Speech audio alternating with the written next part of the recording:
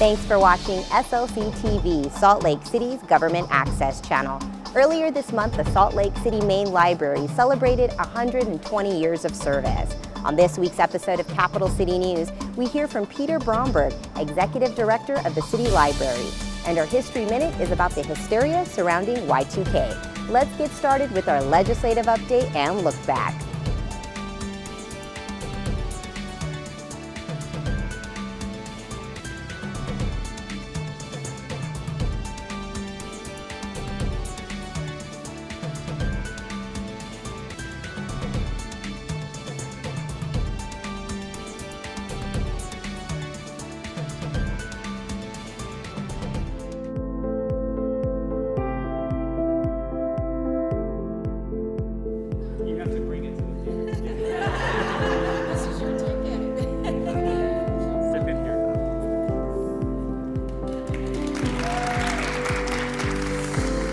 Matters. You know, we have seen in studies the importance of arts and how it impacts people's lives in such positive ways and in multiple positive ways.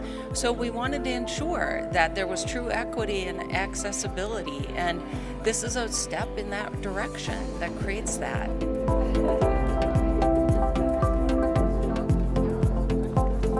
I'm really excited. Like, I never went to a big show, and it was amazing when my Miss Hammond told me, and I was surprised. When I went home, I told my mom and my sister and everybody, and they were excited for me. Like, they were supportive.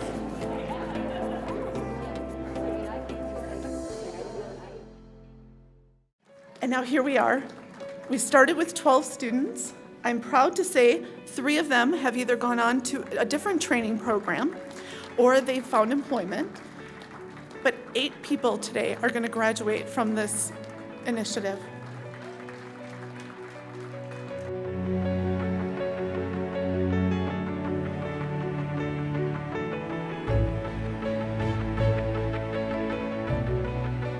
Gosh, it would be awesome if they were to continue this program and further it. It's a way to get back on your feet it's, you know, it just takes some effort, and it's all the help and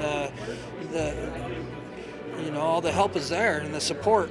I just hope that they continue on this journey, that they stay strong. You know, sometimes life gets hard and you got to work through those tough times, stay the course, stay strong, know you're supported. At the end of the day, we really are in this together, and everybody needs to do their part, including us. Now, therefore, I, Jacqueline M. Biskupski, Mayor of Salt Lake City, do hereby proclaim February 14, 2018 as Salt Lake City Public Library Day.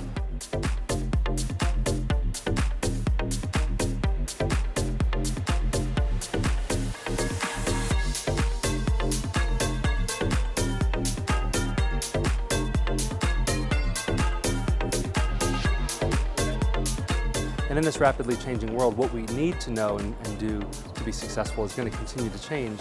And the library will continue to reinterpret those values and make sure that the community has access to the tools and services and spaces they need to be successful. Happy birthday, City Library!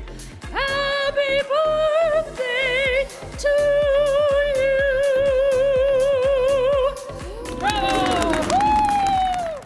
The Salt Lake City Public Library celebrates its 120th birthday. Peter Bromberg, Executive Director of the City Library, talks to us about how the library has kept up with its changing times. So many things have changed, of course, since 1898, and what's really consistent is our values and what flows from that. And so the library is fundamentally about open access, free and open access to information, as well as services and spaces that support people's self-direction, people's learning and growth, both individually and as a community. And really rooted in that is an idea that when we have access to knowledge and we can choose our own direction and we can learn and grow, that it positions us to be full participants in our democracy and in our community, and to some extent full participants in our own lives. Yeah. And so that has not changed. Now the forms that take, of course, change. So 120 years ago, we had books, and that was the main mode of learning, the printed word. and libraries collected them and people came in and read them and checked them out, and that's how they learned. Well, there's so many different modes of learning now available to us, and there's so many different literacies that are needed to be successful in society and in our communities beyond just reading. So, the old 3 R's, reading, writing, arithmetic, if you could do those things, you could participate in democracy, you could be successful academically and economically. And those were, they used to be the 3 things that would ensure success. They're now the minimum foundation for success. So reading, writing, and arithmetic, yes. And we need to have digital literacy, right? And we need to have access as well to broadband internet access so that we can apply for jobs, so that we can learn skills, et cetera. And in this rapidly changing world, what we need to know and do to be successful is going to continue to change. And the library will continue to reinterpret those values and make sure that the community has access to the tools and services and spaces they need to be successful.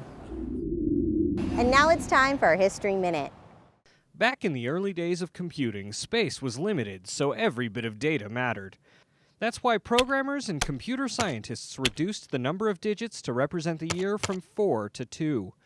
It wasn't until the 90s that people and governments realized this might be a problem when the calendars all clicked over to the year 2000. Back on the Y2K front, despite all of the assurances that the Y2K computer problems are under control, at a cost of $100 billion in this country, a lot of Americans nonetheless are taking no chances. They're prepared to survive no matter what happens. Panic ensued across the country. What should have been a jubilant celebration for the passing of the millennium became a tense affair. Some hunkered down in bunkers, worried that the computer malfunction would destroy civilization as we know it by altering bank records, disrupting medical equipment, and anything else that required a computer to operate. But the federal government, including the junior senator from Utah, Bob Bennett, was active in crafting a solution to the Y2K bug long before it became a real problem. Then Governor Mike Leavitt was active as well on behalf of Utah and the nation. But Governor, we're delighted to have you here, and he will be the chairman of the National Governors Conference during the year that the governors will be discussing and grappling with Y2K problems. So he is a logical spokesman for the governors. Utah is moving forward. In essence, we have concluded that we can cover the problems that we know about. As in every other case, it's the problems we don't know about that worry us. Hopefully, we'll be compliant by the year 2000. With a combination of city, state, and federal involvement, New Year's Eve came and 1999 gave way to the year 2000, and society didn't collapse. Well, there you have it. Thanks for watching another episode of Capital City News. Join us next time to stay up to date on all the latest. There are several activities and events happening out in the community. You can follow us at SLC.gov on Facebook, Twitter, Instagram, and Nextdoor. For SLC TV, I'm Poonam Kumar signing off from the City Library.